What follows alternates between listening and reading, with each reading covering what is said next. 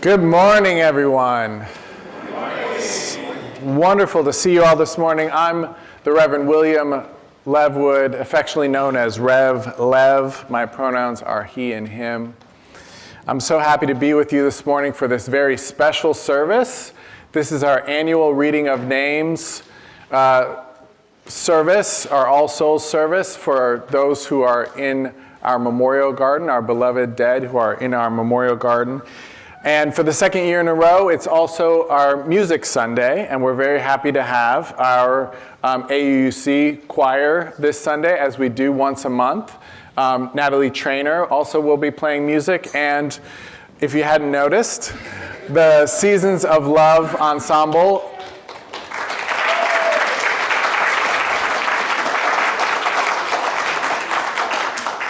The Seasons of Love Ensemble from the Gay Men's Chorus of Washington will be joining us today as well. So it's really a special service.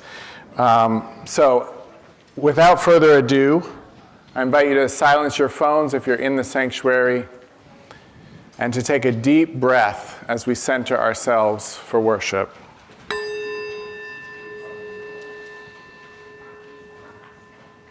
We open and welcome to the ancestral people of this land, acknowledging that our church, like all of Burke, rests on the unceded territory of the Manahoac tribe of the Great Sioux Nation.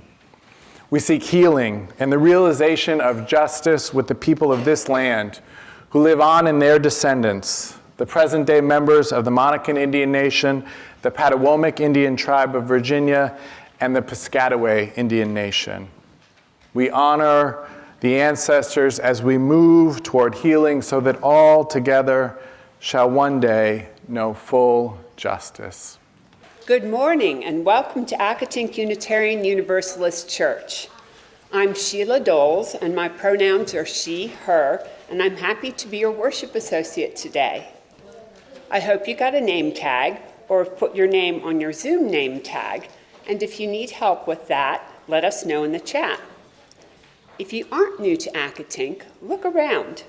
Do you see people you haven't met or haven't spoken to in a while? These people like you and want to meet you. Help us live up to our mission to be a welcoming and inclusive spiritual home for all by reaching out and making a connection. By visiting this congregation, newcomers are in a transition moment, and people in transitions are more open to new friendships. That means that your new best friend might be here this morning, and this is your chance to get to know them before someone else does. Whether you're a longtime member or a newcomer or something in between, we encourage you to stay for our social hour, both online and in person, immediately after the service. We're so delighted that you decided to join us today. Welcome. Thank you, everyone. I know we really enjoy that time to greet each other, and there'll be another opportunity to do that after the service during our social hour. I also want to share, sometimes I share from the chat what people have put in the chat, and I'm going to share just one of what was shared. Emily Woodcock wrote, "The first person that comes to mind is my aunt.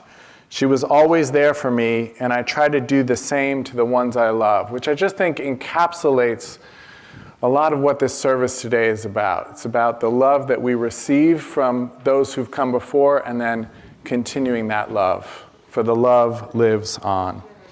With that, I invite you to rise for our chalice lighting. We're going to say our new proposed UU values again this week with our chalice lighting. You see the first slide, and then we'll have a second slide. So all together. Love is at the center of Unitarian Universalism. Love is the practice of our living tradition. As Unitarian Universalists, we covenant to help everyone flourish with dignity, honor the web of life, be beloved community, cultivate generosity, celebrate diversity, and transform the world with love.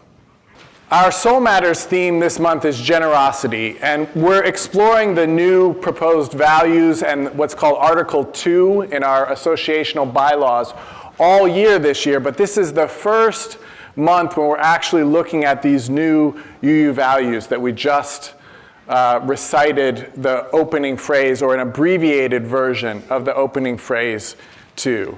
Those values are justice, pluralism, interdependence, equity, transformation, and generosity. So this month we're going to focus on generosity, but I want to take a moment right now to tell you a little bit about how those statements of faith, those statements of covenant, I should say more accurately, are constructed, because it's important how they're constructed. So first, there's a line that defines the aspirational value. That's the line that you said for all 6 of those values just now as we lit our chalice. Then there's a line that talks about our commitment to do something collectively to live into that aspirational value. One of the critiques of our current 7 principles is that you can sign on to all of them and not walk the talk, not show up and do the work. So that these new proposed UU values take that into consideration, and everyone has a second line that says we covenant to, and then it has an action verb and specific things that we're called to do. And then some of them have a third line, and I see that third line as the how. How do we go about doing? In what spirit do we go about doing that work together? So, for generosity, we affirm that generosity is about nurturing generosity by cultivating a spirit of gratitude and hope. These are the words of the values. We embody and bring generosity in the world by covenanting to freely and compassionately share our faith, presence, and resources. And we share that generosity. We go about doing that by connecting in relationships of mutuality and interdependence.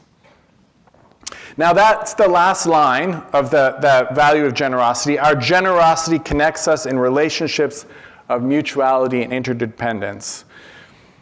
I think it might be more theologically accurate, though, if it said that our interdependence, the fact that we are interdependent with each other, is what calls forth relationships of mutuality and of generosity. So today we're going to focus later, among other things in this service, when I share my reflection on that last phrase. We're going to do it through the lens of the Jewish mourner's Kaddish, or the poetic version that Marge Piercy, a Jewish American poet, has written. She has a couple pieces also in our hymnal for readings that we often do. So we're going to focus today on that last phrase. We're going to focus on how relationships of mutuality and interdependence call us to generosity, and how they inform our practice of generosity, and how they connect us from one generation to the next. Then next Sunday, we'll focus on cultivating gratitude and hope, and call forth a practice of generosity that also calls forth a commitment to justice. And in next Sunday's service, we're going to look primarily to the Islamic tradition to explore the connection between gratitude, generosity, and justice making. And then the following Sunday, we're going to look at how we share our generosity, what it means to share generously in a way that honors limits and boundaries as well, so that all of our interdependent web of life is honored, respected, and able to thrive and flourish, able to flourish with dignity. And in that service, we're going to be looking at the famous, or some might say infamous, picture book from Shel Silverstein, The Giving Tree. Hi, I'm Olivia Tuggle. My pronouns are she and her. I would like to bring everyone back to a time, maybe when you were younger, a lot younger for some of us, when you went to your first day of school or your first day of preschool, and you had to be separated from your parents. For some of us, that's too far back, so maybe we can go up to when you sent your child to college, their first day, and all of a sudden not with them every night. Or maybe a college friend that you really miss and you don't want to graduate because you want to just hang out with them some more. I want to share a story that kind of touches on our seventh principle, respect for the independent web of all existence, of which we are all a part. Next slide. So Liza and Jeremy, the twins, were asleep one calm night. Suddenly it began to rain very hard. Thunder rumbled until it got so loud that it woke them up. "Mommy, Mommy," they cried as they ran to her. "Don't worry, you two, it's just the storm making all that noise. Go back to bed, please." "But we want to stay close to you," said Jeremy. "We're scared." Mommy said, "You know, we're always together no matter what." "But how can we be together when you're out there and we're here in bed?" said Liza. Mom held something out in front of them and said, "This is how." Rubbing their eyes, the twins came closer to see what was Mom holding. "I was about your age when my mommy first told me about the invisible string." "I don't see a string," said Jeremy. "You don't need to see the invisible string. People who love each other are always connected by a very special invisible string made of love." "But if you can't see it, how do you know it's there?" asked Liza. "Even though you can't see it with your eyes, you can feel it with your heart and know that you're always connected to everyone you love. When you're at school and you miss me, your love travels all the way back along the string until I feel it tug in my heart. When you tug it right back, we feel it in our hearts," said Jeremy. "Does Jasper the cat have an invisible string?" That's kind of important. Liza asked. She said, "Sure she does," said Mom. "And best friends like me and Lucy?" asked Liza. "Best friends too." How far can the string reach?" "Anywhere and everywhere," Mom said. "Would it reach me even if I were a submarine captain deep in the ocean?" asked Jeremy. "Yes," Mom said, "even there." "Or a mountain climber?" "Even there." "A dancer in France?" "Even there." "A jungle explorer?" "Even there." "How about an astronaut out in space?" "Yes, even there." Then Jeremy quietly asked, "Can my string reach all the way to Uncle Brian in heaven?" "Yes, even there." "Does the string go away when you're mad at us?" "Never," said Mom. "Love is stronger than anger. As long as love is in your heart, the string will always be there. Even when you get older and can't agree about things like that movie to see, or what game to play in back seat, or what time to go to bed. And that's right, you too should be in bed." "And what that?" They all laughed as Mom chased the twins back to their beds. Within a few minutes, they were asleep, even though the storm was still making the same loud noises outside. As they slept, they started dreaming of all the invisible strings they have, and all the strings their friends have, and their friends have, and their friends have, until everyone in the world was connected by invisible strings. And from deep inside, they now could clearly see, no one is ever alone. So this is our All Souls service, and during our All Souls service each year, we honor our memorial garden and those who are in the memorial garden. In a few moments, I'm going to read the names of all those who are in our memorial garden. It's also when we have a special collection to support the ongoing maintenance of that memorial garden. Having a memorial garden is quite unusual for a congregation this size. I think it shows the uniqueness of our deep dedication and commitment to caring for those in this community. As we say in our mission statement, together we care in community. And we have this special collection because the Memorial Garden is not covered by our general fund, by our pledges and our budget. So it's purely upkept by the 2 times when we ask for donations, although you can give donations any time of the year. But we have 2 times, Memorial Day in the spring and All Souls Day, when we ask for donations for our Memorial Garden. So logistics, while you listen to this next beautiful piece of music that Brad and Natalie are going to share with us, you can make checks payable to the AUC Memorial Fund. You can also donate online through our donate button and choose Memorial Garden when you click on, by clicking on it online. And we also invite you after the service to visit the Tree of Remembrance, which is indoors, and the Meditation and Memorial Garden to pay your respects to those who we're going to share the names of a little bit later. Thank you all for your continued support. So to continue in this spirit of sacred remembrance, in a moment, we're going to hear poet Marge Piercy's version of the Jewish Mourner's Kaddish. I want to give some context, and I also want to take this moment to say that, Brad, we're going to skip our meditation and song in interest of time and flow.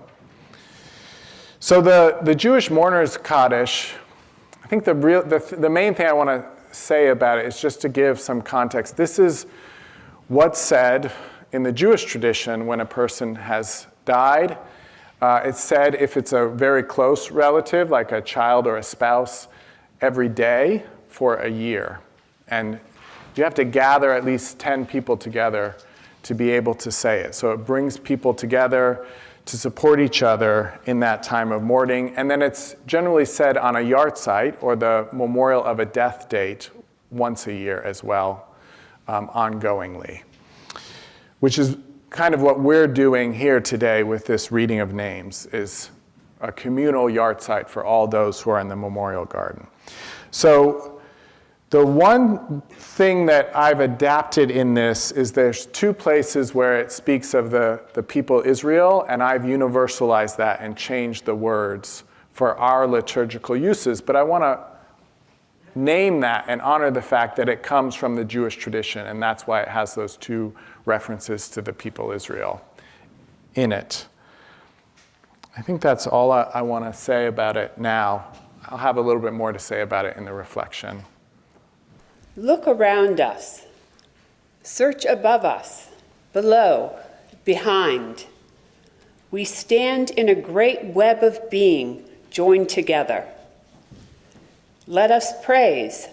Let us love the life we are lent, passing through us in the body of the generations and our own bodies. Let's say, Amen. Time flows through us like water. The past and the dead speak through us. We breathe out our children's children, blessing. Blessed is the earth from which we grow. Blessed the life we are lent. Blessed the ones who teach us. Blessed the ones we teach. Blessed is the word that cannot say the glory that shines through us and remains to shine, flowing past distant suns on the way to forever. Let's say, Amen. Blessed is light. Blessed is darkness. But blessed above all else is peace, which bears the fruits of knowledge on strong branches. Let's say, Amen. Peace that bears joy into the world. Peace that enables love. Peace over the people everywhere. Blessed and holy is peace. Let's say, Amen. So 2 more things about context. One is, as that was being read, I realized that I neglected to mention that normally those who were in mourning would stand and recite this in Hebrew in a Jewish context. That's why it has that land, we stand in a great web of being joined together, and calls us to look around at those who are standing with us. The other thing I just want to point out is that it concludes with peace. I want to count because I know that peace is mentioned so many times at the end. I think it's important to mention that at this time of war.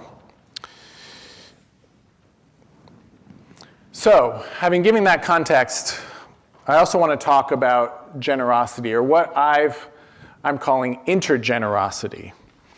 Because I've often thought that our seventh principle, our current seventh principle, which Olivia Tuggle lifted up before reading The Invisible String, that says we respect the interdependent web of existence of which we are a part, that often we overly or only focus that on caring for the natural world, which is an important thing to do, especially in a time of climate crisis. But I think that that statement about the interdependent web has a deeper theological significance. We are part of an interdependent web to such a degree that we don't even exist as independent, self-sufficient beings. We are rather formed by others. We are rather the sum total of all our relationships, the intersection, we could say, of all our interdependencies. As Jewish American poet Marge Piercy puts it, we stand in a great web of being joined together. Now, I mentioned that the third line of the proposed new UU value of generosity, I'm going to be so happy when I don't have to say proposed new, that has the potential, I think that has the potential, that third line, our generosity connects us to one another in relationships of mutuality and interdependence, has the potential to focus us. It's not under the value of interdependence, which rightfully focuses on caring for the earth, which has the line that we covenant to protect earth and all beings from exploitation. It's not in that value, it's in the value of generosity, to lift up that we are connected, that our very being, thankfully, is due to the generous earth and the generous people who have formed and shaped us through love. So, if we're looking at generosity through this lens of interdependence, that it's born out of, I mentioned earlier that I'd really like that phrase to say that interdependence connects us in relationships of mutuality and generosity, that fact of our interdependence makes that an imperative. So if we look at generosity from that viewpoint of interdependence, what does it feel like? What does generosity feel like if it's rooted in interdependence? And I think generosity rooted in interdependence feels like mutuality. It feels like we're always giving and receiving all at the same time. That there is actually no giver and no receiver, but instead a relationship of mutuality in which both people, or all the people in this room right now, are benefiting from the practice and the act of generosity, from a mutually beneficial interchange that's happening amongst us. Ethicist Nell Noddings brings our attention to the fact that babies are involved in generously sharing their presence. The second line of our generosity value says, we freely and compassionately share our presence. Infants are involved in generously sharing their presence actively with their caregivers, giving back in their relational presence just as much as they are receiving from the caregiver's relational presence. Do you see that even the relationship between what we sometimes call a helpless babe and its caregiver is not one in which a generous individual shares with a needy individual, or it isn't only that, at least. It's also and more truly experienced as a bonded pair embracing each other in a web of mutuality, or, as I'm trying to coin today, intergenerosity. So Marge Piercy's poetic version of the Mourner's Kaddish, it tells us to look around us, to search above us, below, behind. It locates us and interdependence in space. But interdependence also exists in time. And Piercy's Mourner's Kaddish also speaks to that. It says, "Let us praise, let us love the life we are lent, passing through us in the body of Israel and our own bodies. Let's say Amen." Now, in my adaptation of Piercy's poem, I changed passing through us in the body of Israel to passing through us in the body of the generations, to make it more universal. That change, and my sense that I can make that change, is a direct influence from the Jewish communities. Some of you know that I've been deeply engaged with Jewish practice and Jewish communities over the years. The particular Jewish communities that I've been a part of, because those Jewish communities, when they would recite the Mourner's Kaddish, it would not end with these words, "Oseh shalom bimromav, hu ya'aseh shalom aleinu, ve'al kol Yisrael vimru amen," which translates to, "May the one who brings peace to the universe bring peace to all the people Israel."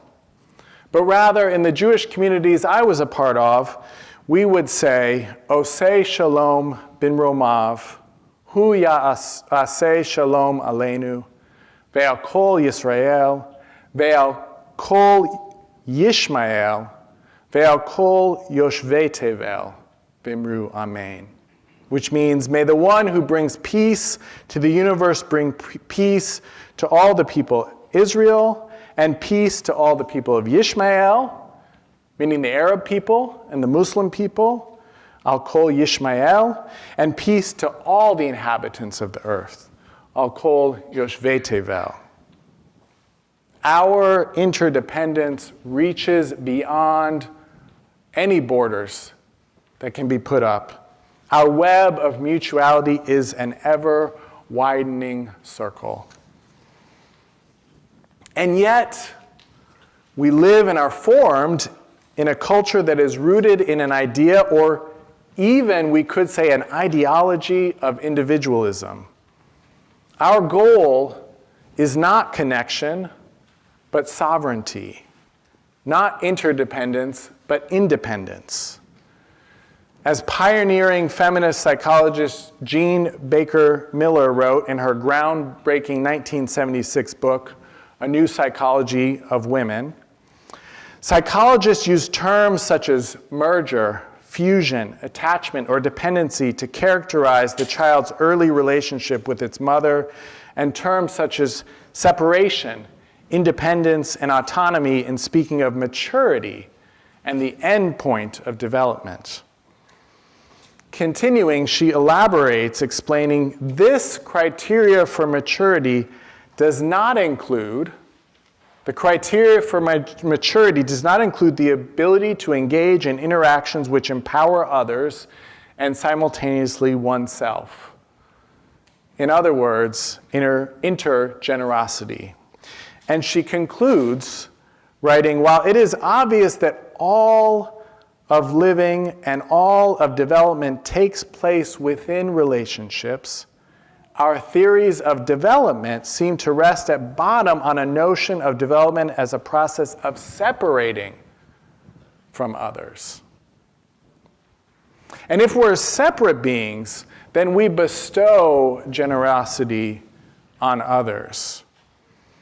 Or even more to the point, the person in the superior position, who is named as the mature person, who has matured by individuating, separating themselves from others, and principally from the caregivers who helped form their identity, and by extension, the generations of caregivers who came before them, the mature, individuated individual, independent and self-sufficient, that person bestows generosity on the inferior, dependent, weak, and needy person who hasn't yet matured, or perhaps by virtue of their gender or race. I'm speaking historically now. We can't deny that this viewpoint has been prevalent and is still pernicious in its persistence. Generosity is bestowed upon the inferior person who is incapable, due to age, gender, or race, of being independent and self-sufficient. Of course, this isn't true, but this is the script that we're given. And just one of the many things that this hides, just to point this out, is how the person or group in the dominant position, who's supposedly self-sufficient and independent, is thoroughly supported. Yeah, people, those of you who have any kind of marginalized identity are like, oh, especially the women are like, oh yeah. That man who thinks he's so self-sufficient is thoroughly supported by, I don't know how many people, right? By close intimates, and societally by hundreds, thousands of people. Martin Luther King Jr. called it the world house. Care, interdependence, that the dominant person or dominant group is free to not acknowledge at all and act like isn't even happening. Whew. Kind of makes your blood boil. So I want to talk about this dominant group identity for a moment. I'm going to take a little detour, but I'll get to the dominant group identity in a moment. In his 1956 book, The Art of Loving, psychologist Erich Fromm coined the term egotisme à deux. That's just French for two. Egotisme à deux, to describe when a married couple merges their identity and remains egotistically focused. So it seems like they're doing such a great job of loving each other, but actually it's as if they become one self-centered entity. Okay, are you following? So too often, this is exactly what happens with our group identity. We expand our individualism, but rather than actually embracing interdependence, we expand our individualism to an egotistical focus on our own group, race, religion, nation. This is not truly interdependence. We may experience what I'm calling intergenerosity within that group, within the marriage or the family or the small community, or even more broadly, whatever identity group that is. But we don't experience intergenerosity more broadly with all the people of the world, more broadly even with all the more than human beings in the world, more broadly even with the very earth which generously and interdependently supports our survival and even our flourishing. As the poet Marge Piercy puts it, blessed is the earth from which we grow. Blessed the life we are lent. Blessed the ones who teach us, blessed the ones we teach. Blessed is the word that cannot say the glory that shines through us and remains to shine, flowing past distant suns on the way to forever. Can I get an amen? It's actually in the, you remember that? That's in the prayer. Let's say amen. So let's talk for a moment about that last line that I just shared. The glory that shines through us and remains to shine, flowing past distant suns on the way to forever. Now, the Jewish mourner's Kaddish, the actual prayer, in contrast to Piercy's poetic version of it, consists not entirely, but almost entirely, of a litany of praise to the glory of God, with multiple words exalting God's glory. Yitbarak, v'yishtabak, v'yitpa'ar, v'yitromam, v'yitnaseh, v'yithadar, v'yitaleh, v'yitalal, shemeh, t'kusha, brichu. Glorified and celebrated, lauded and praised, acclaimed and honored, extolled and exalted, ever be the name of the Holy One. Now, Piercy replaces this focus on the divine with words about human relationships of connection and care. It's probably why we include her in our hymnals. She says, "Blessed the ones who teach us, blessed the ones we teach." But she also stays true to the original prayer with her blessing of that glory that shines through us and continues to shine. As the version of the hymn, "Oh, We Give Thanks," that I wrote those new lyrics for, that we sang multiple times, "For the love lives on even when we're gone," shines through us and continues to shine. Love shining through us here today, love shining through time even after we die, and the love of those who have died before us continuing to shine through us and endlessly through those whose lives we will touch as we honor those whose love has formed us. Piercy writes, "Time flows through us like water. The past and the dead speak through us. We breathe out our children's children blessing." And I would add, as the truth of our interdependence teaches us, it's even more interwoven than that. And when we say our children's children, I hope you hear our communal children, not just our personal biological children. But as that interwoven, interdependent web shows us, yes, we can breathe out our children's children as a blessing of love, an inheritance of love. But also, those children are breathing us out too. Their love is flowing through us from the moment they come into the world as infants. And no matter how long or short their time with us was, that love lives on. Love lives on, flowing past distant suns on the way to forever.